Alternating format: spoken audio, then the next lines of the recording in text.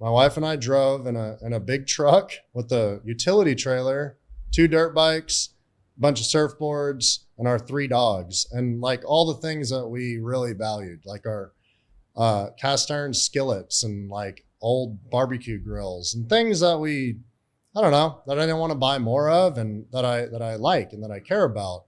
We brought it all down here. We took 6 months to plan this road trip. It's a hell of a road trip. It was a lot of fun.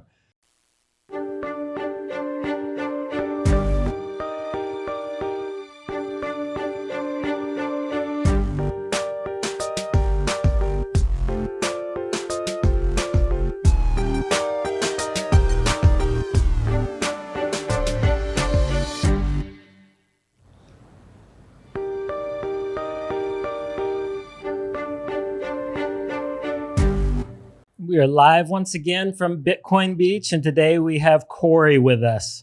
So Cory, there's lots of Bitcoiners going to Austin, but you and your wife escaped out of there. I thought that was kind of interesting. What made you think about El Salvador? Why are you sitting here across from me? How did this all happen? Yeah, it's kind of surreal, but the reason we came to El Salvador, we were at the Bitcoin conference in Miami. And I think it was Mahlers came on screaming and cussing and crying and nobody else had that kind of energy. So it piqued our interest. Were you on the inside? Were you sitting inside or were you watching the outside screen? I was actually outside and people were throwing money from whatever country just devalued all the currency and it was worth less than paper that it was printed on, I think. It was wild. And we were looking at the money and talking to somebody and he's screaming, we're outside. And then I think Bukele came on is when they announced that it's going to be legal tender. Yeah. And I looked at my wife and I said, like, it's happening. That's it. We're going to El Salvador. We got to go check it out. So I think we bought flights within like a day or two of that. And they're very cheap. It was during COVID, like $60 each way or something. $60. No, wow, that's really cheap. Maybe it was 100. Okay. It was a good price though. And it was very complicated getting here the first time. We passed our COVID nose swab too soon. So we were clean too early by like literally like 2 hours or something. So it cost us another $1,000 to buy new flights. That only cost $200 in the first place. Because we were coming here to El Salvador. I wanted to see it before the law went into effect. And we came here and there wasn't a lot of Bitcoin stuff happening. It was before it was the actual law. The beaches weren't what I expected. There were huge waves. I didn't know that you could even surf in El Salvador. I didn't know anything about El Salvador actually. And my initial impressions were, like the people, really, that was like the main difference from anywhere else I've ever been in the world. And I'm being honest. Yeah. The people were like very welcoming. Everybody was very curious as to why we were here, locals. And I don't know, people were just very, very kind and chill, like very relaxed. They weren't asking me for things. They weren't trying to hustle. I didn't feel like a foreigner. I didn't feel like a tourist. And I don't know, that kind of set the tone for the trip. I felt very relaxed very quickly because all I knew about El Salvador was that it was very dangerous and that they were going to make Bitcoin legal. So legal tender. So that's what we were operating off of. It's funny you mentioned that about the people because that was probably, it was 18 years prior when I first came here. And that was exactly what I told my wife because I traveled quite a bit. And I'm like, I've never been any place quite like this. The people are super friendly, but they're also not like in your face. They're not trying to be your best friend to sell you something. They're just like, it's not false. Like it's real, genuine.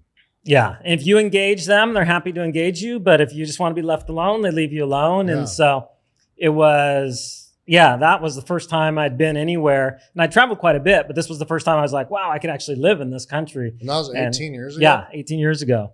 And there was obviously tons of gang problems, tons of issues then, but the underlying just friendliness and helpfulness of the Salvadoran people was the same as it is today. So, Yeah, I've been kind of operating.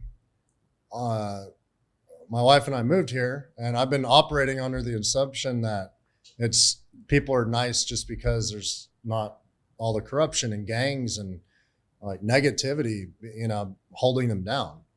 I think it's definitely increased. That's all increased, but I think it's just it's been driven deep within the Salvadoran consciousness of the people here. They're just very friendly and helpful. So when they're fearing for their lives and fearing from the gangs or fearing that the police were corrupt, that was kind of pushed down sometimes. But I think now it's just giving them the freedom for that natural goodness to kind of boil to the surface. Yeah. Yeah, I've noticed some people are extremely shy and won't, like I try to help somebody or give them a ride or, I don't know, just ask certain things, and they're very standoffish and shy, which is the complete opposite of going to like Mexico, for example. And I've been mainly to tourist towns in Mexico, but I also drove through Mexico to get here. So I don't know. It's a way different culture here. And I don't know where it came from or how it started, but I love it. Like it's good. It's a good feeling. I feel very, I feel very safe everywhere I go. And I have some local friends that will go into areas that were very bad apparently before. And even where I'm living apparently was pretty rough. And I can't, it's hard for me to fathom how it was like that and how it could be dangerous. Cause like I haven't had any weird altercations or anything at all. Like people like the strangest thing I had was I rented a jet ski and it broke and the guy didn't want to give me the money back. We didn't even ride it. That was the most difficult argument that I've had in this country so far.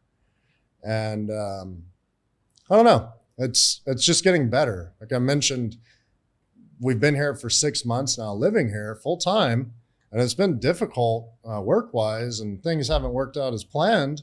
But we have like a little community and a group of friends, and Palmercito, little beach cove, and here in Zonte, and a few other areas. But really, like we have people that help us constantly on our street, our neighbors, and in these little beaches that we go to and surf and hang out and have lunch, and it's pretty neat. How did you guys get from just coming to visit and checking out to, a year or two later, you've moved everything, made this your home? So we came here the first time after the Bitcoin announcement at the conference, fell in love with all the people, fell in love with the mountains that are like 20 minutes from the beach. And then the housing market in Austin was going insane at the time. Like it's kind of giving me anxiety how high it was going. And we were already thinking about selling a house that we had, and we sold it. And we were looking at properties here. We'd come back three times. You caught like the top of the housing market there, right? We timed it. We could have waited like 2 more months. Okay. Maybe squeezed out a little bit more, but no, we're very happy that we sold the house at the time, because that's how we were able to, we bought a house here and paid it off. And, that kind of, we'll talk about it later, but it really kind of made me realize what having the ability to take out loans and the ability to have money, it's not yours, being borrowed, what it can do in your life. Because we didn't make the money to we didn't go work for the money. We weren't given the money by our family or anything like that. We sold a house, and we bought a house through a bank, and we're fortunate to have a banking system to allow that. But yeah, we sold the house and came here one more time, looked at a few more properties, and there was one house. So this was just for the timeline for the viewers. So It was, you came here on the first trip, you went back and you're like, we need to get out of here. And that took 6 months or 4 months? It wasn't really so much we need to get out of here. Austin is a small town that has the big town. We're trying to be a big town now, like New York or something. It's turning into a big hub, but it wasn't so much that we need to get out. It's just, I want a slower pace of life personally to focus on my passions and my dreams and my goals. Living in a big town or like a place like Austin, there's so many things to do constantly. It's also getting very expensive. And that mixed with the housing market pumping, we decided to sell. And had you ever thought about living overseas before, never. or this was just? Well, my wife and I actually before COVID, we wanted to live in Barcelona. Okay. We went there, fell in love with it. But it's also very expensive there. We didn't know how we would do that, Yeah. but I don't know. I'm a little crazy. I like do things and then figure it out later. Surfing, just get in the water and try it and get humbled. But yeah, I don't know. Does that answer the question? Yeah, kind of. Were you guys both on the same page, your wife and you, or was she like, no, you're crazy, or what? Or was she the one driving it, or how did that? No, I think it was, we were shown a couple properties by some friends here, locals that owned properties, and they were saying like the prices that they paid, and they weren't like grossly cheap, and they had also bought them years prior. But I was telling my wife, like, hey, we could buy something here. Like, this is a real reality compared to the housing in Austin. It's a seller's market. It's not to buy homes in Austin right now. It's crazy. But you can make a lot of money in Austin. Here, I didn't think about it. Like, you can't come here and just make a whole bunch of money. There's not jobs everywhere yet. But in the future, I feel that there will be. Yeah. At least remote jobs for the time being. It's possible. But yeah, we were kind of on the same page looking at properties. It was kind of a tourism almost at first. And then I told her, like, are we really going to do this? And we actually live there, because I don't want to buy like a vacation house. That's just more work and all these things. Like, that sounds cool, but I've run Airbnbs and all these things, and it can be a nightmare. It can be very difficult too for no money. So we got on the same page, decided to buy a house here, and decided to try to live here for what we said initially to make ourselves feel better was 3 to 6 months. And we had to tell our family and friends and everybody so they didn't freak out. 3 to 6 months, we're just going to try it. Like, we're not going to live there full time necessarily, and not going to make these huge commitments. We're not going to sell everything. And we're getting to the point to where I do want to sell everything, because it's been 6 months now, and I feel more comfortable. I'm taking my Spanish lessons every day, using my app and like immersing myself in it. And I think that's really helping me get more comfortable. And I don't know, just learning the ways of how to live here. And so yeah, sold the house, put the offer in, negotiated for a little bit with the seller here, ended up buying the house. It was difficult doing the bank transactions, very difficult. Yes. They thought I was doing criminal things at first, and then there was holidays involved, and I was overseas, and they wouldn't let me do anything because I wasn't there in person. And it really, I wanted to pay with Bitcoin. I didn't have that much in Bitcoin, but I would buy it, yeah, and then send it over just to escape the just because it was so much easier. Yeah, it was very complicated. Not in the fact that I couldn't figure it out, is they just wouldn't let us do it, and it kept hang up after hang up. Anyways, the seller thought we were trying to rip him off and hustle him, and Did you have issues like the wire wasn't coming through? It was held up by your bank in the U.S. or held up here? Or? Yeah, the wire, it wouldn't go through. We tried multiple different times. We called, did a lot of different, we tried so many times that I think it locked us out. And I got the people on the phone, and they explained everything, and they were telling me information that was not accurate. So we were operating and telling the seller, hey, this is what's happening, and this is what they're telling me, and I can send you this amount now to show you I'm serious. And it just wouldn't work. So I've come to find out later that the person that was giving me the information at the bank, which is Chase Bank, no longer banking with them. And I'll explain that in a minute. But they were just telling me all wrong information. There's too many middlemen involved, and it was our money. And when we get back to the States, they had closed my account permanently after they wired the money. And I said, well, what happened? Why'd you close my account? And they said, well, we can't even get into it and we can't see. We can't tell you why. I said, well, yeah, you can. You closed it. I can't get in on my app. Customer service won't let me talk to them. I'm here in the branch. I have 4 forms of ID. What's the problem? And this is JP Morgan Chase Bank. I'm at the main branch that I always go to and they know me. And I finally had to sit down with just what they consider the boss of the branch. And it took her multiple phone calls to unlock my account to show me. They said I was doing suspicious activity because I was moving money. I said, all I did was sell a house and then buy another house. And I wired the money to a New York branch, actually. The seller here, he's Salvadoran, but the bank's main branch was in New York. So it wasn't international, it was domestic. I don't know, it got very complicated. They treated me like I was doing something wrong. And I didn't like that because I wasn't doing anything wrong. And selling houses in Austin is it's the main business right now, other than selling tacos. We're known for breakfast tacos in Austin. But they wouldn't let me. I told them, look, y'all have wasted 3 weeks of my life and my time. I've been to this branch, I think 5 times and sat here multiple hours each time. This is insane. Did you still have money in your account or was it? Still had money in there, and they wouldn't even I couldn't see how much was in there. I thought they were I didn't know what they were doing. I started to kind of get paranoid, thinking what are they doing with our money? What? And I said, well, can I just withdraw all my money? And they said, no, we can't. We don't have the money. I was like, well, then what do I do?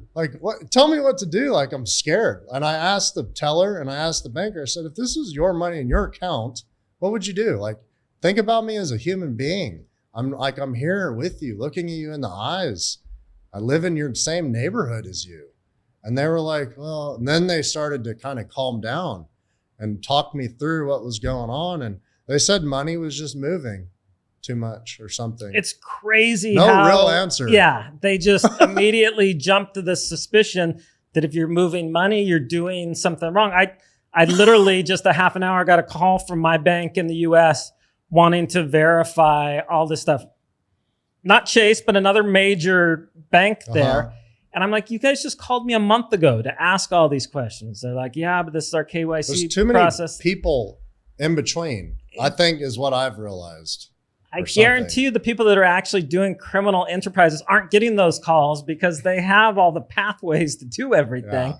But the people that are doing real business, they put all this friction and all these things in place. And really, they're just driving people into using Bitcoin because who wants to deal with that? Well, and for the sake of everybody watching this and thinking, the house and the property that we purchased is $105,000. This is not millions of dollars we're moving. And this is not that's very cheap for a house in Austin prices. You can't find property or a house for that much. So to me, it was very eye-opening. And I left my account open for a few more months. And then when we embarked on our journey here, we drove here. My wife and I drove in a big truck with a utility trailer, 2 dirt bikes, a bunch of surfboards, and our 3 dogs. And all the things that we really valued, our cast iron skillets and old barbecue grills and things that I didn't want to buy more of and that I like and that I care about. We brought it all down here. And the first day we took 6 months to plan this road trip. It's a hell of a road trip. It was a lot of fun. But the first day we embarked on it and successfully got into Mexico, someone hacked into my bank account somehow and hacked all my credit cards and stole all the points off of them. And I guess that was like the first step into seeing if they could get something. And they bought a bunch of gift cards. And so all my credit cards were gone like that. Wow. And that was the first day on our trip. And we finally got into, it took us 2 days to get into Mexico. It's not an open border. If you do it legally, it's not very easy. They wouldn't let us. Especially with dogs and everything. It wasn't the dogs. It was the second motorcycle. They said we had too many vehicles for 2 people. So we were going to pay a dude to ride with us. And then my dad was like, I'll ride with y'all. And my wife was like, no, like there's a way we can figure it out. We had to drive 6 hours to a different border through Texas. Drove to a different border, spent another night, more money, all these things, delayed on the trip. There's a lot of moving wheels when you make this kind of trip. And it got kind of complicated, but we did it. And then woke up like 5:30 in the morning there in Mexico at a cute little hotel, and we're all relaxed. And it's the bank telling me I'm hacked, or not hacked, but I don't know what they did. They just took all my points, but they said that all my stuff was compromised. And the reality of it was that I thought someone was trying to fish me. So I hung up, and I listened to everything, wrote it all down, called back to a different number, and then they had me reconnected to the same fraud agent. So it was real. And then the reality hit was like, oh shit, we don't have credit cards anymore. We had one credit card left. But if you've ever traveled with credit cards, you have to have like all 3 major brands, because some people just won't accept different brands, or, all these different things. So it got kind of complicated quickly, but I did have cash on me, and we had 1 credit card and 1 debit card that were unaffected. And that was the first day of our trip. It was fun. Yeah, it was really interesting though. Driving through Mexico was beautiful. Mountains, one of them had snow on it. I didn't know they had snow in Mexico. We drove on a toll road all the way down here through Mexico. It was expensive, way more expensive than we planned. Like, I want to say like $400, $500 just in toll fees. It's probably because we had the trailer and 2 motorcycles on the truck. And then gas is pretty expensive as well. Hotels and lodging and having dogs and all these things add up. And I don't know, just general maintenance on the vehicle, driving that much, towing things. These are things that we didn't plan that, like we didn't think all the way through a lot of that. We were just thinking of how to not die. Because everybody, if you read on the internet, you're going to die if you drive through Mexico, especially with anything that looks valuable. And we didn't have a brand new truck. We didn't have brand new motorcycles and brand new anything. But no, it was actually a really enjoyable trip. Guatemala was a nightmare. Coming through across the border? Crossing through Guatemala because from Mexico into Guatemala. Yeah. Because we had stuff. Yeah. We had stuff with us. Everyone told us the dogs are going to be the most difficult thing. They told us, they like pushed the dog aside to look, or like, hey, can you get the dog out so we can look through your stuff? That was the big difference with what you read online. I think it depends who you deal with at the border. I think if you fly in, the dogs are an issue, but if you're driving in, I think it's much less. We were going to take the collars off the dogs and like hold up a bag of treats on the other side, because there's chuchos, street dogs running across borders, and they don't have a passport, and they're fine.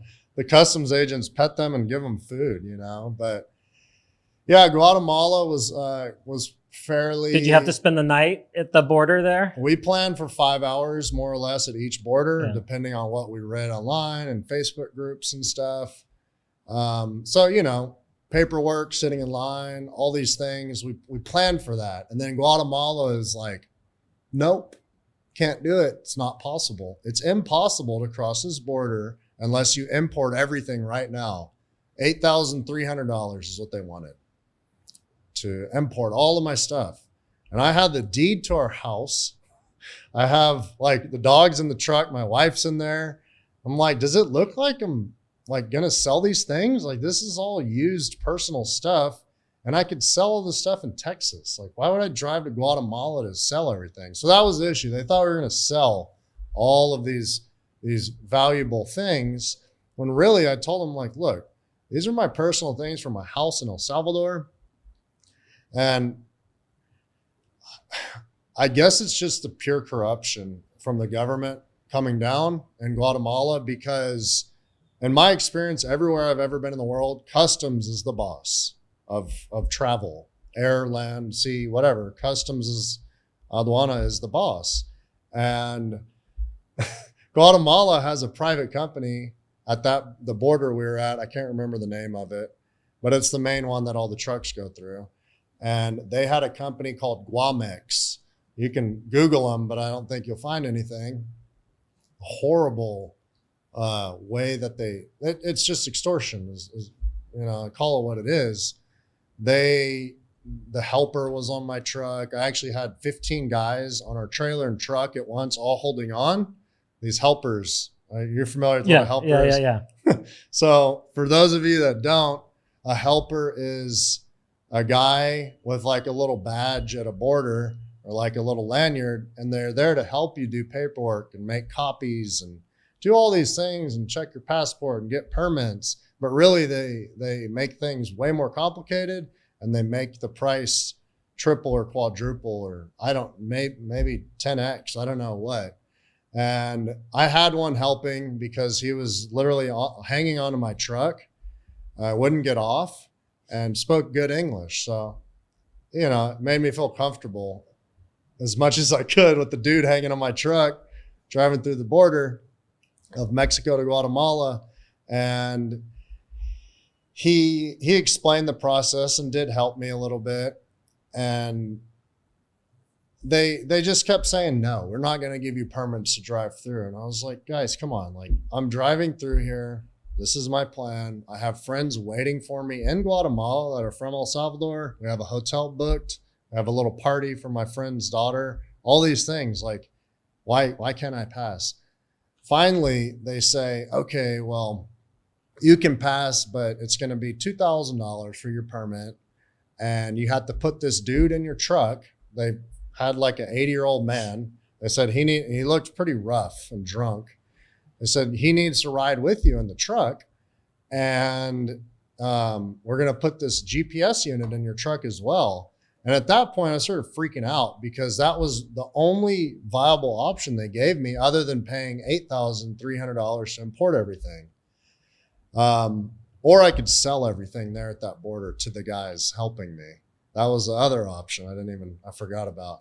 So I had a friend that saved my ass here in El Salvador. He's connected to the boss at one of the borders here. And that guy, to make a long story short, that guy put his reputation or his neck out for us and said, I'll intercept them at the border and make sure they have the list of all the things that y'all think they're going to sell. And without that, it wouldn't have worked, because even with him saying that, they were still trying to put this guy in my truck. And I found the administrator, the boss of the border, and I asked him, I looked at him in the eyes. I said, I had the dude with me. I said, would you let this guy get in the truck with you and your wife and your dogs? And he said, of course not. And I said, so why are you trying to tell me that this is what I need to do to drive through your country? And he's saying, like, he basically said, like, they're the boss, this private company. And then it all clicked. It's corruption. The rules don't matter. It's kind of no man's land. You're in between two borders. You freak out a little bit. And Guatemala is notorious for being one of the worst. I brought a truck that was donated to people that were doing medical work in Guatemala. We drove it down from California, and we wound up stuck in that no man's land between Guatemala and Mexico. And so we had to get a hotel. We stayed at this hotel, and I look out in this hotel, and there's just lines of cars. Some of them look like they've been there for years, of people who had got stuck there and hadn't got through. And so I was freaked out. They wound up taking my passport. I had to get it back in Guatemala City. It was this like 3-week ordeal. And that's so freaky.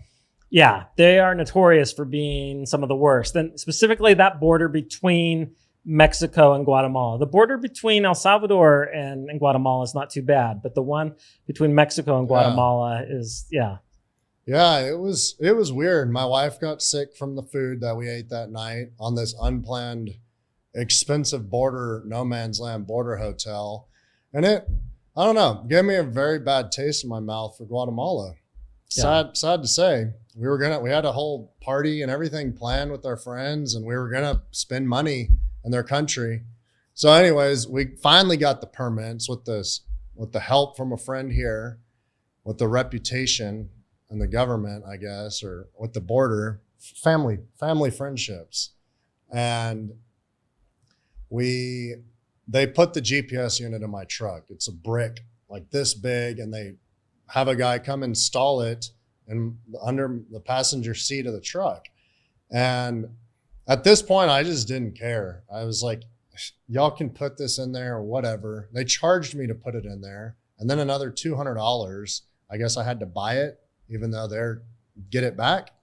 It was ridiculous. And I still think I paid way too much at that border. It was like $400 or $600, somewhere around there. It could have been a lot worse. So I'd say you did worse. Okay. I think I got away pretty good. But yeah, we got to the border. Oh, they called me about 20 times over that night because they let me go out of that border finally at 4 o'clock, and it got dark at 5:30 or 6. And the roads in Guatemala are, they got potholes, and it's not safe to drive at night, especially with the trailer. Or, as a gringo driving on streets we don't know about, and there's cows and drunk guys in the streets. So we pulled over and got a really cool little hotel side of the highway, and they were calling me so much. It kind of like gave me that was the first time I felt scared, because I thought they were going to come. They told me they were going to arrest me and take everything if I stopped. And I called my buddy. I was like, dude, I'm like freaking out, man. Like, what do I do? Like, I'm not going to drive. I'm way too tired. And I already paid for this hotel, and I just ate dinner. And they've called me like 15 times now. He's like, dude, they can't do anything. Don't worry. So I turned my phone off, and we slept well, and nothing happened. It was, I guess, like false threats or something. Got up early the next morning, made it to the border of Guatemala, El Salvador, and we literally met with our friends. Our friends were there, and it was like, all the bullshit it was good, because it made arriving in El Salvador, it just felt so good because everybody's nice. Customs officers are very professional. I had their clipboard with the rules and the prices of everything, and all like by the book. And that's how it should be. If you're going to do things the right way, you should have like a way to, be organized and, plan ahead. Like, I'm going to have money I'll pay if you post what it's going to cost and give me an idea, and I'm okay with that, entering the agreement, then sure, it's fine. But when you start adding on different things, it can get very complicated very quickly, and it can get dangerous, and it can get, I don't know, very, very complicated very quickly. In El Salvador, so how much did it cost to import the stuff into El Salvador? What were the fees for that? We imported the little utility trailer we had, and a motorcycle that was available, that was the right age to be imported. I'm not allowed to import my other motorcycle. It was my wife's motorcycle, which is a little bit older, and our truck. They're both too new. Old. Sorry. Yeah. Too old. Because I think they have to be 8 years or newer. Is it 8 years? Okay. I thought it was 5. So 8 years. I know too much about this now. But yeah, it has to be 8 years or newer, and there's no way around it. Like, no matter what, apparently. So it was like I think it's 32% of the value that they find, like on Blue Book or one of those websites that compiles what vehicles should be priced at. And they valued our stuff cheaper than what I was expecting. Thankfully, they didn't gouge us. So they wanted a rabies certification for our dogs. And they looked at them, or no, actually they didn't look at them. They just wanted the rabies paperwork from the United States that was recent. That was within 1 year of us arriving. They wanted all my paperwork for everything. They make copies of your stuff in El Salvador. Every other country they tell you have to go down the street and find the guy at the copy machine and pay them to make copies of everything. El Salvador does it for you. They staple it, put it in an envelope, and they say thank you. Guatemala, they're like, okay, go. They act like they're mad at you because you didn't pay them the full price. And it's a stupid game. It is a game. So you got into the country, but now you just have a temporary permit for your bike and your 60 days and your Suburban, and you have to figure out where to go from there. Yeah. So the 2008 dirt bike that we imported is a street legal dirt bike, dual sport. We imported it into Guatemala. It was like 35%, I believe is what it was, more or less. And the lawyer charged like $50, I think, to do the paperwork. It was in Guatemala at the time. I had to leave it there at the border of El Salvador and Guatemala. I had to leave it there. They imported it and did all this stuff. I had a friend help me go do that. Thank God for good friends. Imported that, got plates for it. So it's legal in the CA4 now. The truck, I'm still dealing with it. The taxes are a little more than what I want to pay for my old truck. But I think. And would you have to do the same thing for that? Import it to Guatemala and I found the solution though, because the motorcycle we imported to Guatemala is not technically in our name anymore. It's in my friend's aunt's name, but apparently it's okay. Apparently they don't really care. I don't know. I'm not a lawyer, but I didn't feel comfortable even going down that route with our truck because the truck is worth more. It's a big truck, I don't know. I just didn't feel comfortable putting it in someone else's name that I don't even know. The truck, I went to Guatemala the other day because I put it in its timeout after the 60-day permit ended, went back to go get it, and I got a NIT, NIT, which is the taxpayer card for Guatemala. It was actually a very simple, quick process. I was like, I'm restoring my faith of Guatemala. Well, I wouldn't go that far because that's their tax ID number. So that's the one thing they always make easy to get. They should make it easy. Yeah. That's how they can collect money from you. So I want those taxes. Yeah, it should be streamlined. Yeah. And it was fairly easy. I still had to go pay for copies elsewhere and play that game. But so I have a NIT in Guatemala now, and I want to import the truck. And I've been putting it off because it's kind of painful and it's paying taxes I don't want to. It's like 35% of the vehicle's value, which I don't think, I don't want to pay that. But my other option is to take it to Mexico, I think, or Texas and sell it there. And it costs money to drive a truck. You have to drive through tolls. You have to get permits. You have to stay in hotels. You have to do all these things that you don't think about. You're like, oh, I'll just drive back home. It costs money to do all these things. So I'm trying to balance out, is it cheaper to import it into Guatemala and then keep it or sell it to somebody then? Because if I sell it right now, I could sell it to somebody illegally and then it will come back to me and I will have to pay taxes somehow, some way.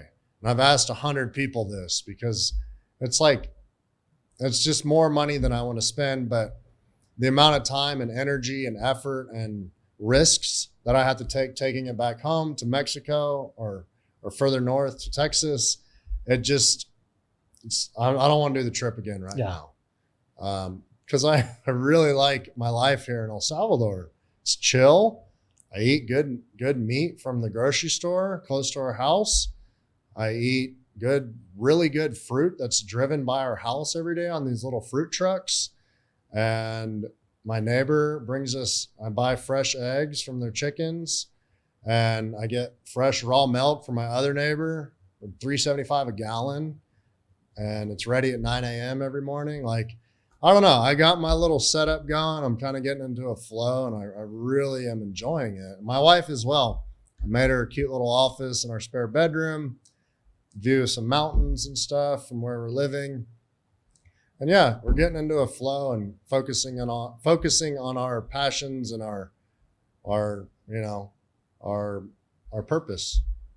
It's funny you mention all these things, because that's the question I get from people over and over again. Hey, I plan to bring a vehicle down and I'm going to bring my stuff. And I'm always like, do not bring a vehicle. You will regret it. It'll be the biggest headache in the world, and you'll wind up spending more money. Then vehicles are a little bit more expensive here than they are in the US, but bringing one down is going to bring nothing but headaches and expense. Yeah. With the time. No, it's not worth it at all. At all. Don't do it. Yeah. And only bring things that you really, really can't live without, I guess, that you can't go purchase again somewhere, even if it's like an electronic or whatever. You can get everything here. That's the one question everybody is asking me, like, oh, like, what are the things that you can't get there? I'm like, well, I can't get my Texas barbecue seasonings because it's only in Texas. Can't get those anywhere else in the United States anyways. But I found Stubbs barbecue sauce. For those of you that have ever been to Austin, Texas, Stubbs Barbecue is a legendary music venue with legendary barbecue, and they have it here. I have the sauce and Super Selectos, which is mind-blowing to me. But really, like, I'm glad we brought our cast iron skillets, so I can't find those here.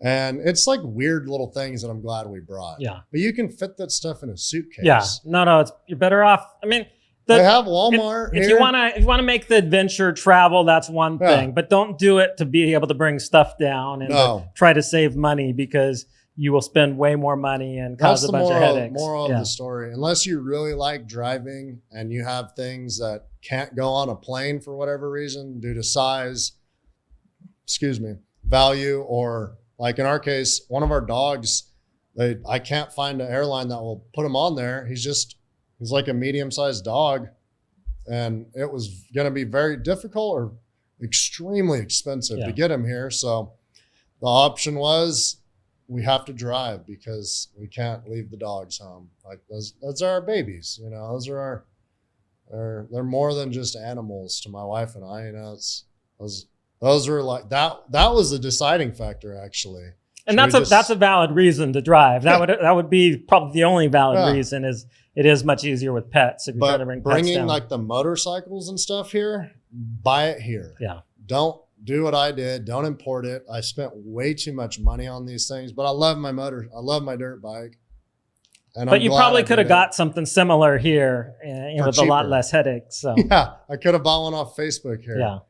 That was already like perfect, or maybe better for less money, because everything in the States right now is very expensive.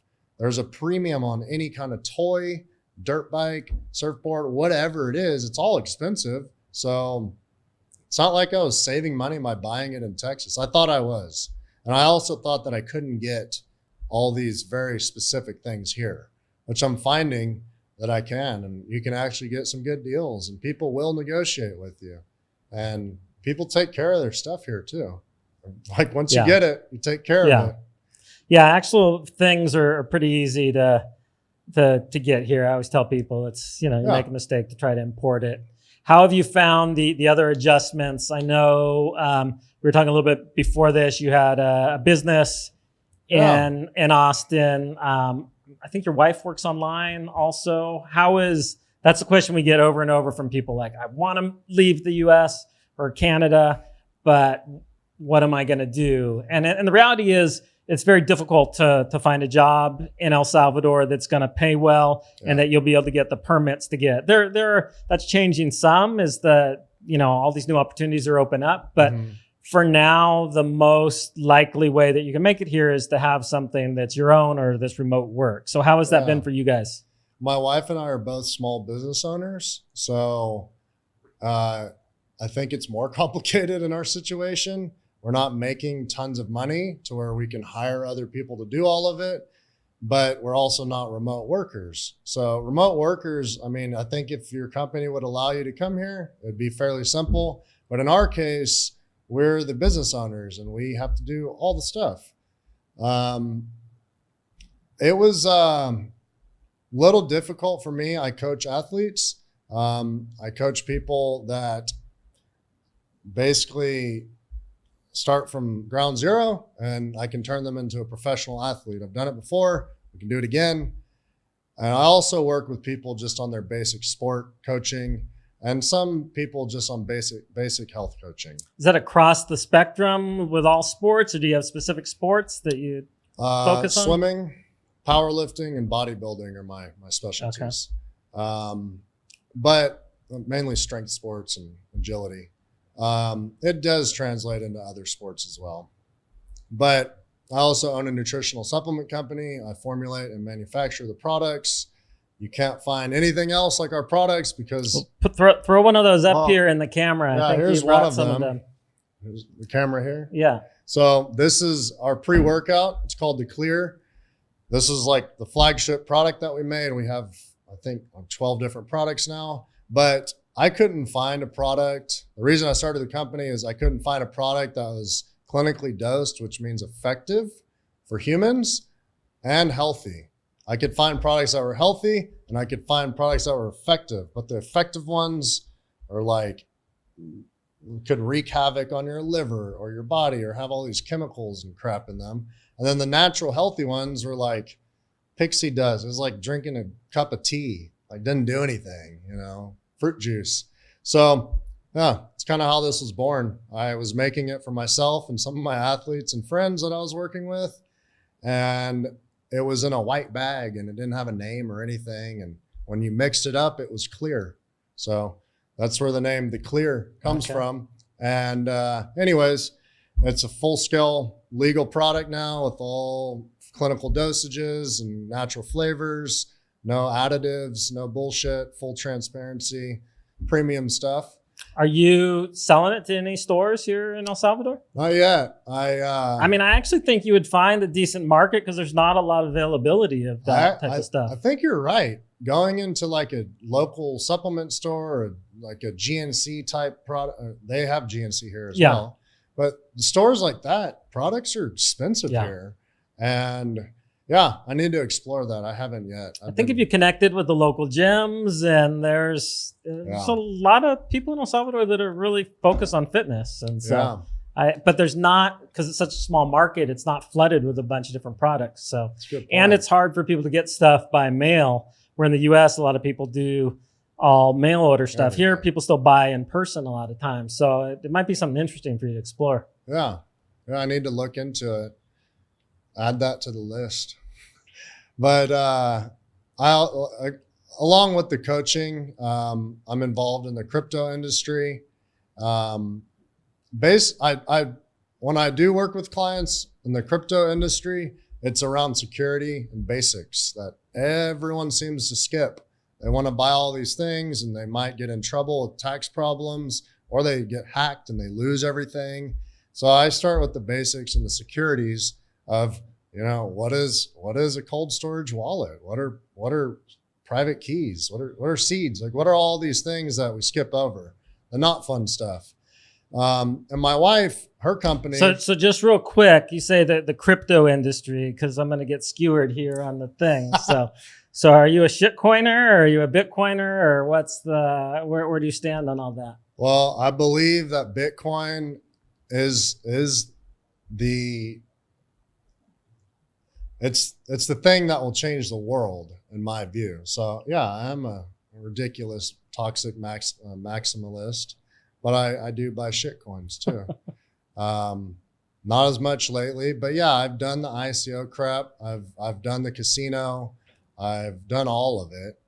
I've been involved in crypto since 2017. I think mid 2017, around there. That's when I found it. And Bitcoin was the first thing I purchased. And then I was like, holy shit, what is all this other shiny stuff? Like this looks fun. Like, oh, use cases and all these things. And, you know, I've lost a lot of money doing that. But some of them have made money that I bought more Bitcoin with. So, you know, there's time and place. And I think, I don't know, I see people that build on Bitcoin that steal ideas from other projects, you know, so I don't know. Innovation is there. And I think that crypto as a broad spectrum has its purposes. You know, we can't get everything that we want right away, but yeah, I work with people on how to secure their money. So is there any carryover between the athlete part and that, or is it just kind of two separate things? Interest. Okay. A lot of them do. A lot of people that I work with are interested in crypto because I'm involved in it, and it just comes up in conversation. And, you know, I tell them, like, you know, these are the things that I do, and these are the things that I can work with you on, and this is what I offer. I don't promote it whatsoever. It's very specialized and tailored to each individual person's, you know, to the amount of money they're working with, to what their goals are. If they're just trying to gamble, I don't work with them. If they have a significant amount of money, then I work with them on getting serious about securing it and, you know, planning for the future with it. But that's really just a side project. I have, like I said, I'm working as a carpenter right now in my house. So I have, like you mentioned, I do a lot of different things at once. It's how my mind works. My wife, her company is more closely related to, like, I guess, the financial side. She teaches the basics of personal finance. So not involved in crypto necessarily, but I think it's an important step to get into crypto or into buying Bitcoin or the financial world. But she teaches the basics of financial literacy. What is a budget? How much you're making? How much you're spending? Do you have a emergency fund? Do you have credit card debt? What are all these things that we literally, like, we've realized our friends and family close their eyes and don't think about any of these things because it's boring and it can be very painful too. It's not fun. It drains you. So how does she make money from that? Does she charge for her classes, or she has like a fee that she charges her clients? She works one-on-one with clients. Okay. She's building out an entire course and, like, very cheap offerings currently, to where the people that may be in financial trouble or something like that, they can start somewhere for. She actually has a lot of free information. She has a budget tool spreadsheet. She has a lot of free things, and we'll link it in the. I have a link tree. Okay. And it has all of our important links, how to contact us and get on our websites and all that if you're interested. But yeah, she works one-on-one with people, and she sits down with them and holds their hand and shows you, like, you know, where are you? What are you doing? And where do you want to go? You know, because you have to have that basic framework. Like, a lot of people ask us, well, I want to buy Bitcoin. How do I do that? And we say, well, like, how much debt are you in? Do you know how much money you make? There's a lot of them. We feel very important questions. You have to know what you're getting yourself into. And I think it's part of being an adult that can live a healthy and free life. You have to have control over your finances, and you have to understand these things. It's very, very important. It's not taught to us in school. Which is crazy. It really is crazy. Either. Like, I mean, I know people that are, like, with PhDs that are very bright, but they don't understand the basics about finance. And so they get ripped off when they get their, you know, mortgage, and they're literally cost them hundreds of thousands of dollars more over their lifetime, or the way they buy, you know, all those things together. You're like, man, you could just spend a little bit of time and improve your life so much. It doesn't take a whole lot. And what my wife offers is way too cheap, I think, for the level of energy and time she puts into it. But you got to start somewhere. She was working in the tech industry, making good money, very, like, a cush job, and can work from anywhere. And, you know, was always being sought after by other companies.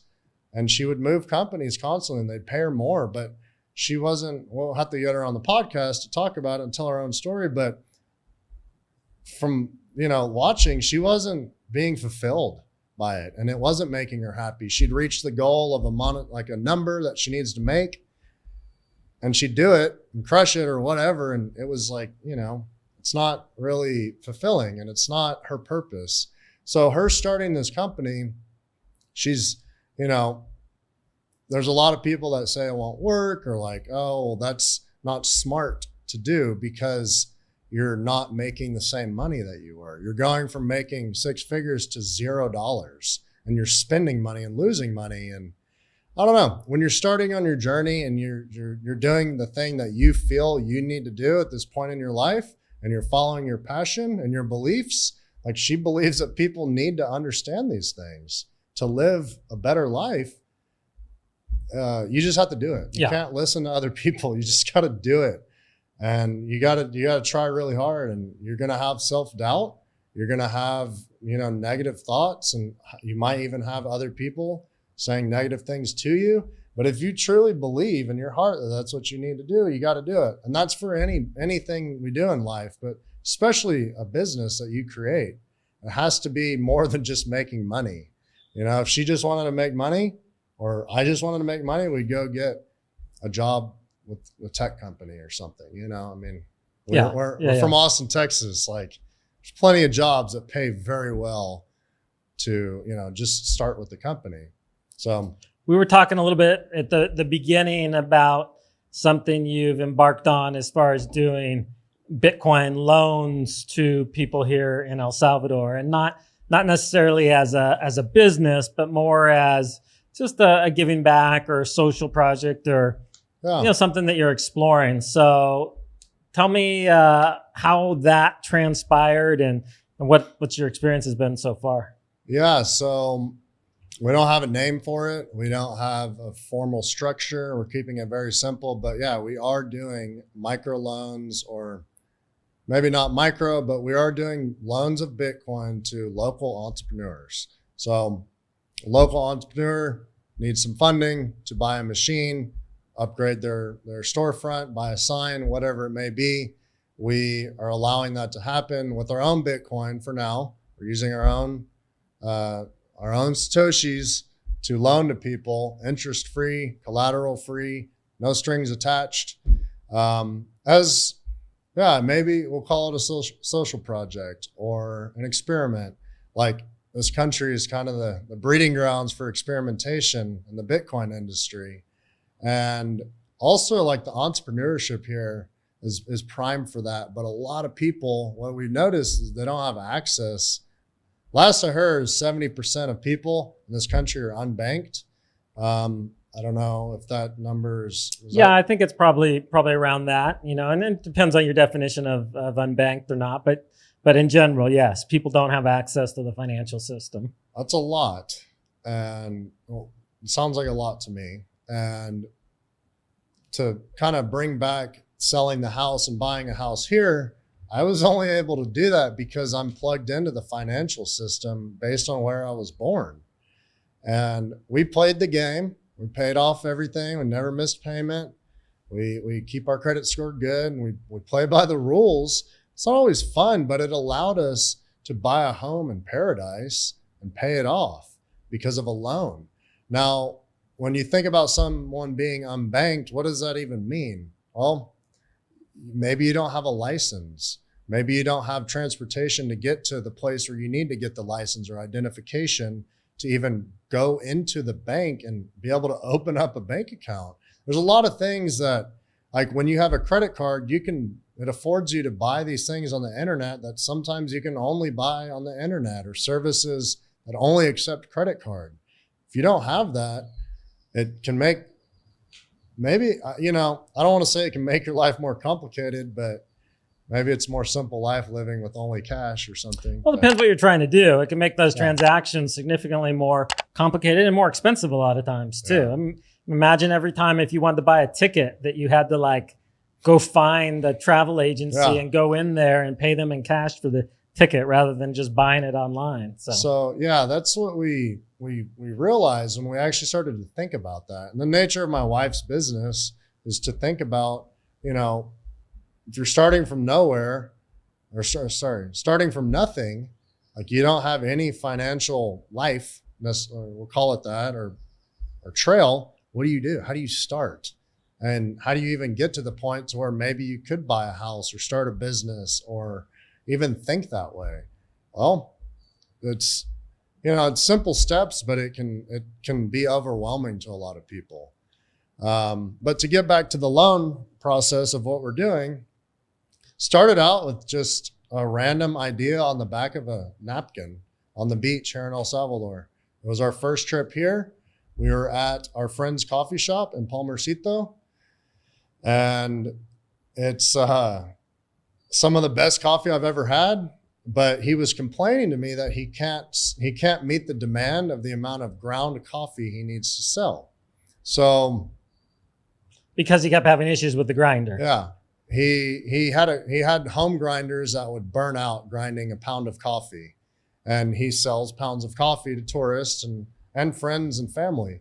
So he was burning out these grinders and spending way too much money on them. And this was just a conversation we were having. He wasn't asking me for anything. We weren't even thinking about loaning money. So we end up, it was, like I mentioned, it was, I don't know, like a God moment or some type of I just had like an idea, like, maybe we should help this guy. I don't know. He seems like he's primed to start a business. I really like that. I identify with entrepreneurs. So I'm one myself. I was raised by one, but I don't know. It just seemed like an opportunity that felt right in my gut, and my wife as well. We agreed on this.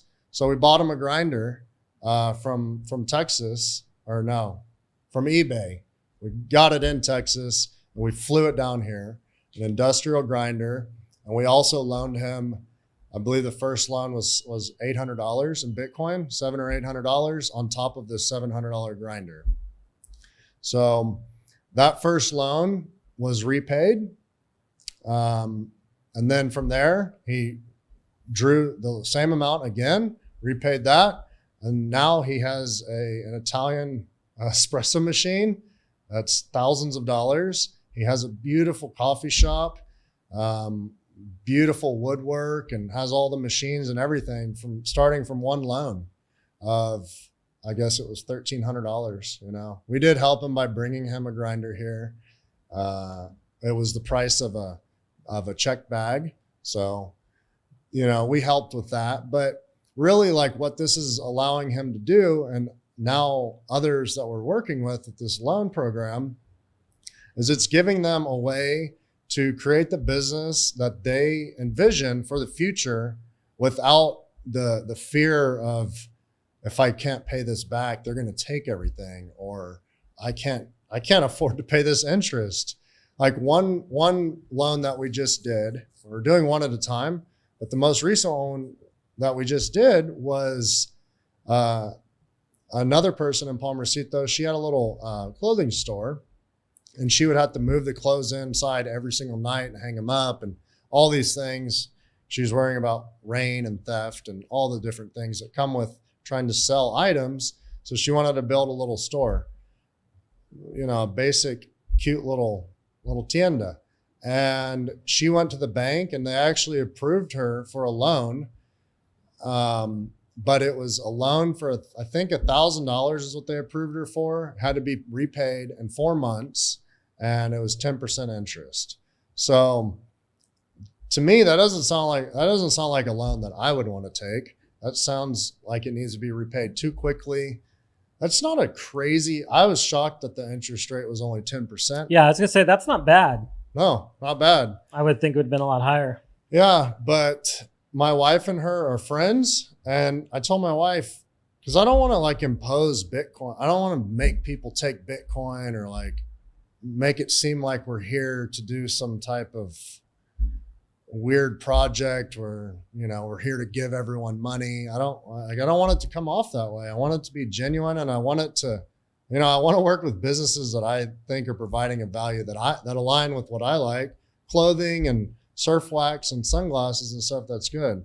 I probably won't do loans to people I want to open a bar, because I don't really want to see more drunk people necessarily. Yeah. It has to align with what I want. So, helping to create a world that I like. And they're loans that they're not so big that they'll be intimidating to people, and there's no strings attached. What we do want in return, though, is help and friendship and trust and community. And I'm not saying that you can buy those things by any means, but by loaning someone some money, like a friend, for example, you can develop a level of trust that may not have been there previously. And it can kind of set an example for other people. It's like, look, with the loan, look what you can do with some money. Like, money is not always bad. It can be a tool. And that's something my wife teaches in her program, is like, look, this is a tool. It's not the ruler of your life. It's not what you should just solely work for, but it's a tool that you can use to help the world in the way that you see fit, and create a life that you want, of your dreams. And yeah, it's working very well so far. So far, people have made their payments. You haven't had to deal with anybody not zero making late payments. We've actually been paid with the first borrower. Like I said, he took the same loan 3 times, and he didn't miss a payment. He would actually pay a little bit more almost every time. And they're making those payments back in Bitcoin. Primarily. But denominated in dollars. Yeah. So that's something that, coming on this podcast, I would like to, get some conversation going on just different ideas of how people would see this going. Best case scenario, should it be denominated in Bitcoin? Should there be a string attached? Like, I don't know, just a lot of different ideas that I think would be useful, creating a topic on this, or opening up a conversation. Maybe building an app in the future for it, so where other people can be involved. Like I mentioned to you, Kiva is a microloan platform. I watched a video, and they were bringing in $1 million every 3 days, if I remember correctly. And they were having trouble deploying all of it. So imagine if we had that problem. We were getting so much Bitcoin and donations, or not even donations, but just loans to give to other people. That would be a pretty neat problem to have, is we can't find enough people that, that could use this money. I don't know. Yeah. But I think that that's actually what made me realize that this could be a nonprofit or some type of organization. That I saw the problem with Kiva is they had all this money, but it was so difficult for them to go deploy it, like hand you money. Like, you live in a village or in a mountain and the road is a dirt road. You got to send someone up there, the good truck, to go give them that money. And then you have to send someone else to go find them to get that money back. And that seems like a lot of work when we're in we're in the future currently. We have smartphones, and if you've ever used the Lightning Network, it's every time I onboard somebody or show somebody, I'll send them some sats, a couple dollars here and there. They're like, whoa, what? It was that fast and that easy? They think it's glitching or something. That's funny. Like, I show people Wallet of Satoshi a lot, because it's, and have them set it up super real quickly. Easy. It's not complicated. And they're like, what? That's all you do? Really? Like, and then what? So I'll go buy something with it. You tell me. And then what? I don't know. That's all it is. You can get really deep into it, but you don't have to. I built a node and did all these nerdy things, but I didn't have to do that. I was just curious, and I believe in Bitcoin. I do buy shit coins and all that, but, I view some of them as investments, and I view some of them as cool technologies. It's like buying stocks, I don't think that any of those cryptos or coins are going to do things. I think they can do meaningful things, I will say. I've seen some cool ideas and some cool projects that I've invested in, but like, once you go down the rabbit hole of what Bitcoin is, and once you go down, the ideology that some people can build around it, it's actually way more than I get my mind blown every single time I listen, to one of these podcasts. I really like Breedlove's podcasts. I've listened to the whole Saylor series, him and Michael Saylor, which is shocking to me that that's free information that everybody has access to. I don't know, just a lot of different ideas and different people that have found Bitcoin. It's truly incredible. And you can think Bitcoin is evil. You can think that it's created by the government, or I've heard that you're Satoshi, Peterson and Satoshi. I've heard a lot of weird things, and I was stoned one night, and I was thinking about Bitcoin and what it is and where it came from. And I don't know. Maybe it's AI. Maybe it created itself. I don't know. But I haven't heard that one before. right? I know. I tripped myself out with that one. But, it's kind of fun because it's mystical, but it also allows you to think, outside the box. And I think that the mysterious part of it has attracted a lot of other people too. Because if you had a political figure that was the face of Bitcoin, it would kind of turn me off, or a very famous person or a group of people or whatever it is, that's a strong suit of Bitcoin, I think. No, I agree. I mean, people say like if Satoshi did ever reemerge, it would probably be very detrimental to Bitcoin because it has that kind of, like you said, this. I'd be a letdown. Huh? Yeah, this mystical ethos to it, and I mean, we're obviously this is Bitcoin Beach. We're obviously just Bitcoin, but for me, it's not. I don't get into the weeds and the battles between things. For me, it's just it's what I'm interested in. I'm not a tech person. I'm not interested in that side of it. I think it is the money that levels the playing field and puts everybody on equal standing. So you no longer have this power imbalance in the world. And so that's why for me, it's Bitcoin only here. So, yeah. Well, I think there's a lot to be said about Bitcoin and different ideas and use cases and all that. But, I think it does.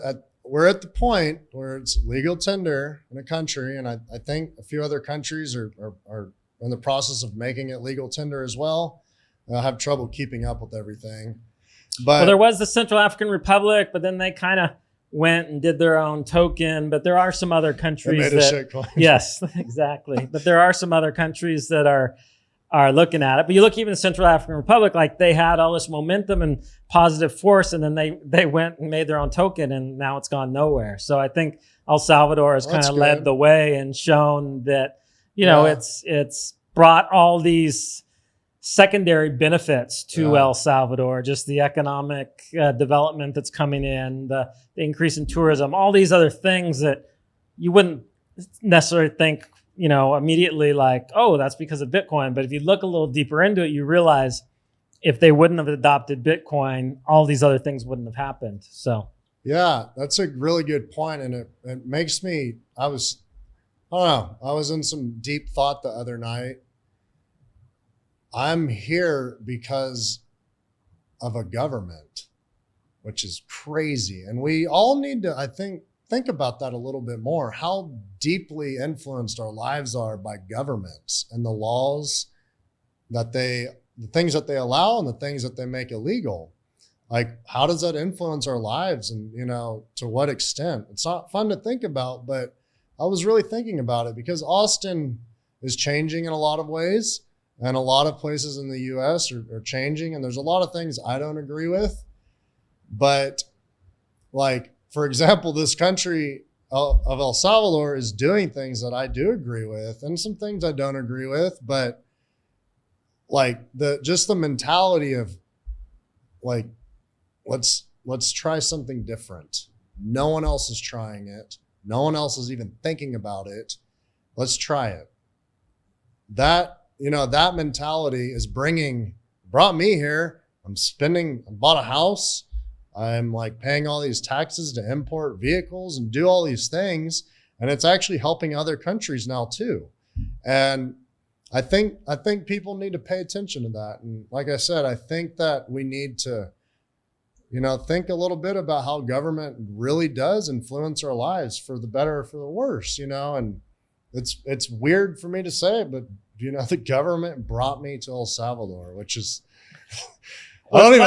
you're not alone. You know what I mean? Yeah, no, there's so many, most Bitcoiners are very anti-government, but they're like, no, it was because the government if I'm being honest, it was Bukele's decision to adopt Bitcoin that brought them here. So I think a lot of them have a hard time like swallowing that because it's like, well, I don't know if I had the correct expression, but I don't like government and I like privacy and I think there should be way less government worldwide. Yeah.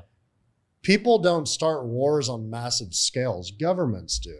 People don't create borders that are armed with security. That's really like when big, powerful things get together, that like a lot of the negative things I think are from governments, whatever you want to call them, essentially governments, Yeah. you know, all throughout history, religion as well, you know, but that's usually tied with government somehow, or it's tied around money. And that's like the Breedlove, all his shows are what is money? What is money shown?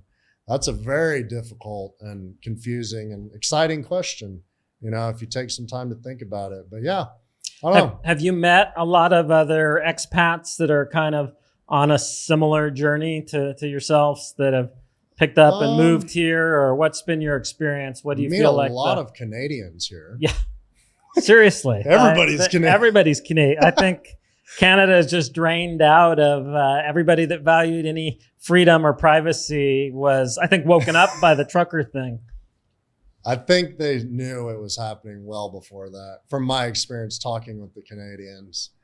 But I think for a lot of them, that was the final like straw. It was like, okay, now the government's lost its mind. Like, we got to get out now before maybe we won't be able to get out. And for a while, a lot of them couldn't because they couldn't travel. So yeah, I've listened to some of the other guests on here, and some of their stories I thought was like something that I like propaganda crap or sensationalism I was reading on the internet, but it's worse than what I was reading.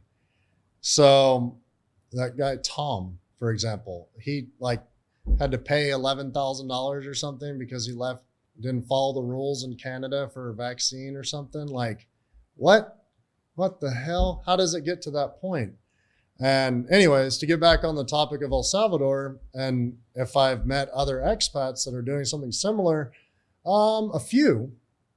I've met a lot of people that came here as tourists, maybe not even for Bitcoin, but for surfing, and they've realized like the nature of this country is on, it's good, and it's on like the upswing. And I don't know, it's a cool place to be. There's a lot of different, this country's tiny compared to Texas.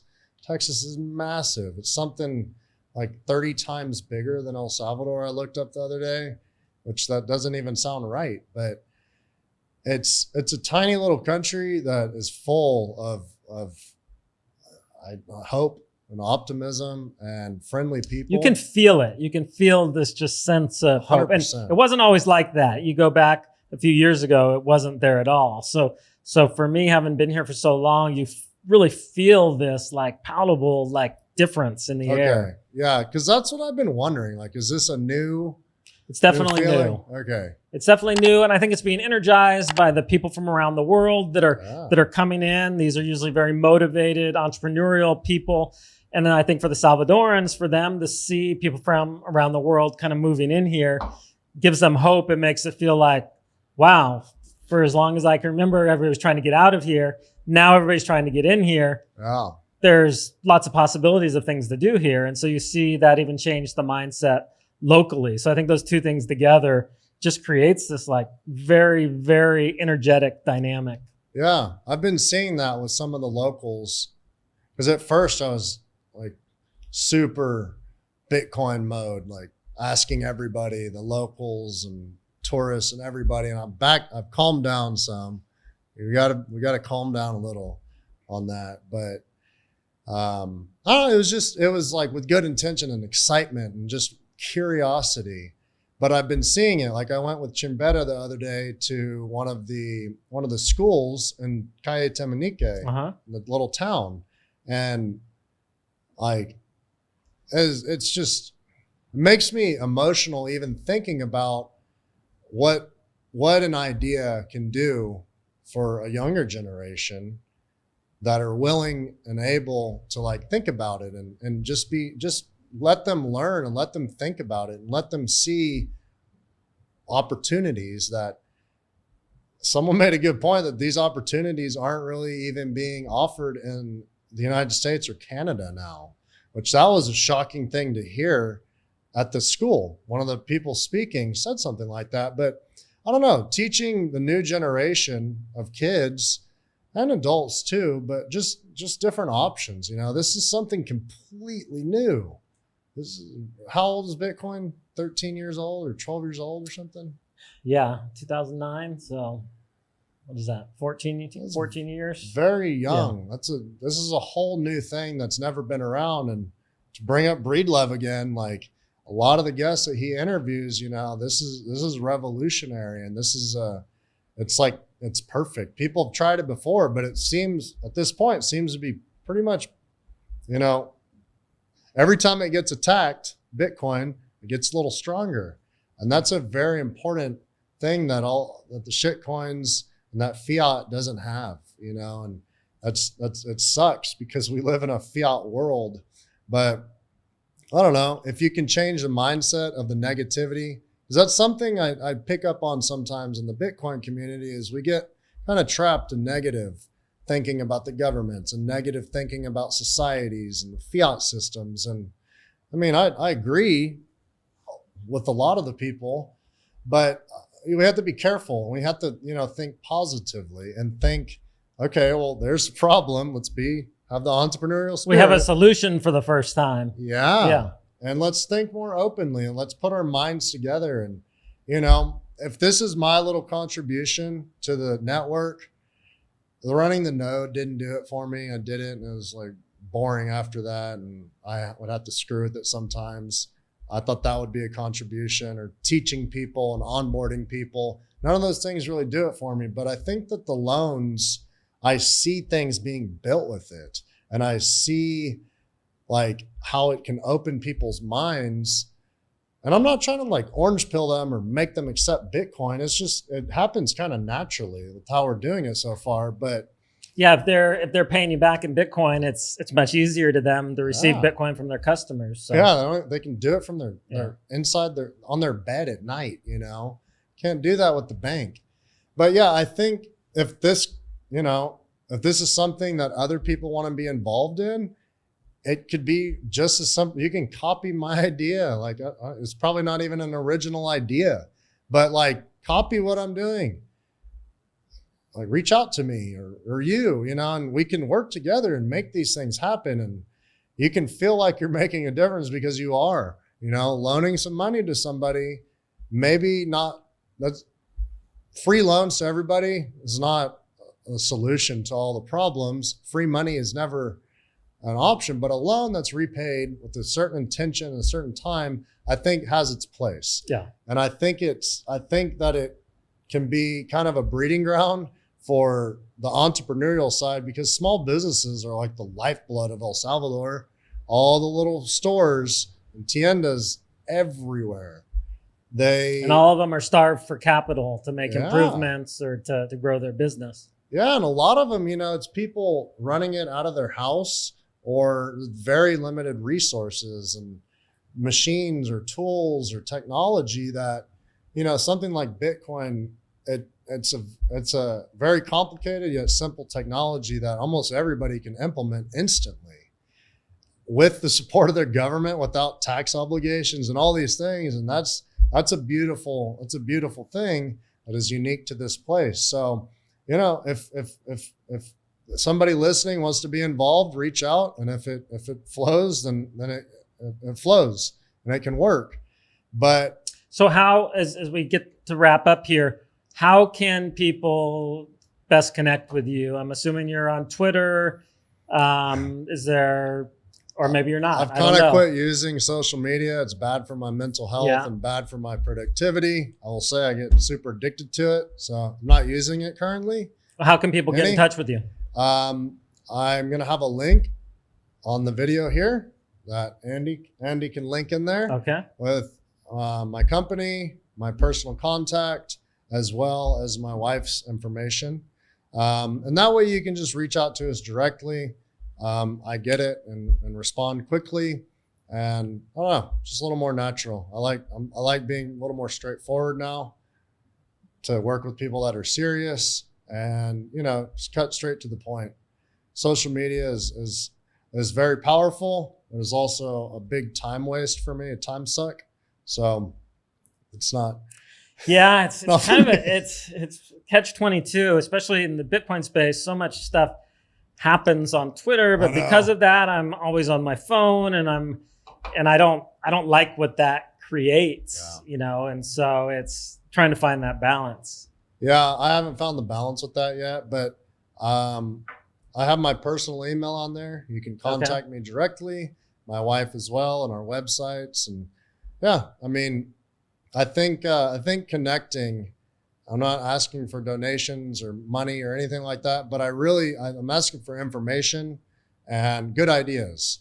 I don't want help unless people think that they can really have something to offer, or even a good question or criticism or something like that. It's all welcomed. But if I said to Andy earlier, if the only question you have is how do we make money by loaning Bitcoin for free, don't talk to me about it, because I've had so many people be so negative about this idea that was born from something good. Yeah. Just wanting to help somebody and help the network of what Bitcoin is. They say, well, how do you make money? And why would you do that? Well, if you don't get it, I don't know. Well, it's not, everything doesn't have to be a business and everything doesn't have to scale. You can do things that help, a small number of people that can in turn help a small number of people. And you can set in motion things that are really transformative. Yeah. So, what's that quote? If you help one person, it's as if you're helping all of humanity. Something like that. Something like that. I can't remember exactly. Yeah. And yeah, when I get really serious about my goals and my purpose in life, and I do the hard work and I ask the difficult questions when I'm working with one of my coaches or a mentor, it's overwhelming when I try to think on a huge scale of, oh, how can I help all these people and fix this massive problem? Well, if you can go help one person, you're going to get some fulfillment out of it and you're going to help them, if they're willing and able. But it just starts with helping one person, and I think some conversations around helping one person at a time can grow, and that's how we can scale it. Well, even with Bitcoin Beach, that's how it started. This is a very small project designated to help a small number of people that are here in the community. And there was a lot of pressure afterwards, like, oh, how are you going to scale this and make it worldwide? And it's like, no. Why aren't you helping everybody? We'll help other people. Yeah. They can do similar things that are more adapted for their specific area where they're, this needs to happen decentralized, not something where we're creating this huge NGO that has arms everywhere. It's like, no, we want to see lots of individuals taking initiative and reaching out and being that change rather than it being some huge organization. So I love what you're trying to do, that it's something that's small. It doesn't have to be scalable. Yeah. That's certain things do need to be scalable, but sometimes you can just be like, no, I want to help the people that are around me. So it's a really good. So point. I love it. Yeah. I think, to that, helping one person at a time and keeping it small may only attract the people that need to be involved and people that actually, give a shit about it and have something to put forth. So yeah. I don't want a whole new company personally. I want to simplify my life, and El Salvador has been instrumental in helping me clear my mind and kind of clear my life out. And my health I was already a very healthy person. You look like you're pretty yoked there. You must be in the gym every day. Not just strong, but I'm healthy. I really focus on my health and honoring myself and my community and my friends and clients and family, with real ways to be healthy and to think about your mental health and your social health and financial health and all these things that are, stressful to us. El Salvador, it's easy to be healthy here. I cook all my food myself. Eating out is not the healthiest anywhere in the world, but I cook all the food for myself. We have great options for really good fresh fruit, vegetables, and I think it's great beef from the grocery store. All I eat is beef. I'm one of those Bitcoiners that only eats beef. And a lot of have you connected with Owen there from Beef Back Better? He abused me on the mountain the other day. We were dirt biking together. Ah, nice. And we talked about beef a little bit. I haven't got any yet from him. He just did another slaughter, I think. Yeah. We got some. We did a giveaway for one of the guests that commented on the show. Yeah. And then I actually sent a package over to Ramon to I'm a little jealous. So I want to try some. all right, you'll have to. But Next time we do that, we'll have if you're to listening to this podcast and you're not eating primarily beef, try it. See what happens. See what your digestion does. See how much energy you have and all these things. Just try it. It's not going to hurt you. And it tastes great. Eating a meal that you thoroughly enjoy every single time, you're not going to get sick of that, So, I mean, I will say from the number of Bitcoiners that come through here that are beef only, they're always the healthiest people there. So it's funny, people always like, oh, that's so unhealthy. I'm like, I don't know. They eat only meat?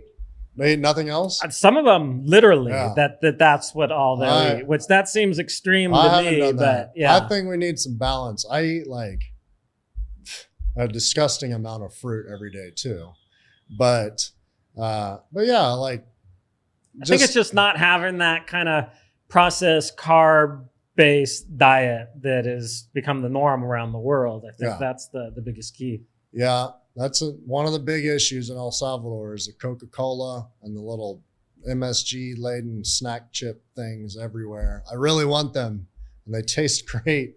But yeah, focusing on your health, your wealth, and your life and your happiness and your relationships are what I focus on, or what I help my clients focus on.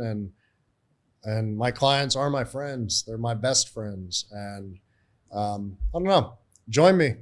Let's work together. Awesome. Or reach out and let's talk. Yeah, so they'll have all the contact info for you, and love to get an update, later on in the year and hear how the loan program's going. Yeah. I've always been, as an economics major and very focused on the microloan aspect. So when I heard that that's what you're doing, I'm super excited about that and see how this, because people underestimate just what a huge impact that can have, beginning small, but even as that grows outward, it has this ripple effect. Well, I'm humbled to hear that, man. And that's good, because I'm not educated in economics or anything like that. And, I have my doubts, and I wonder, like, oh, is this going to work? But it's working. You are, it's literally working. Impacting these lives, helping these businesses grow.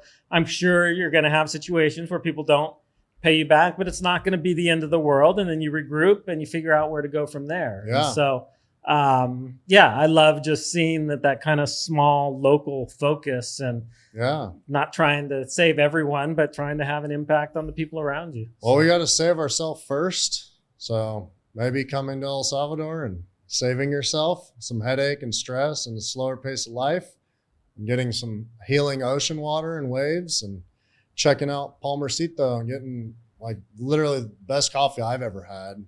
And, shopping and seeing what little loans can actually do for businesses, and they accept Bitcoin. It's an important part of who we work with, or at least showing them like, hey, you got to do it. At least have it available. Yeah. Well, like you said, you're incentivized now because they have to pay you back anyway. So it's easier if they have it then. I've been really nice about how they pay us back. I want Bitcoin because the money that they pay back, I'll go buy more Bitcoin with. I'll refill my little wallet. But if not, like I've been, I don't want to make it difficult. Life needs to be more easy and fun and all encompassing for everybody. And if this is something that we can work together with on our community and making things easy, it's a hell of a lot easier than going to the bank. Oh, yeah.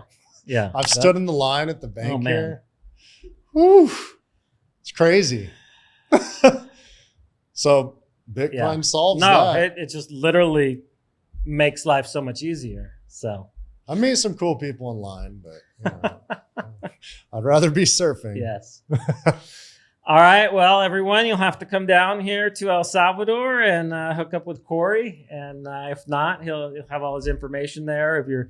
If you are an athlete and looking for someone to take you to the next level, it sounds like he's had a successful career with that. And hopefully we'll get his supplements in the stores down here. So get you pumped up. Can buy it. And thanks for spending the afternoon with us. Yeah. Thanks for having me on. This is awesome. Keep doing what you're doing. Thanks.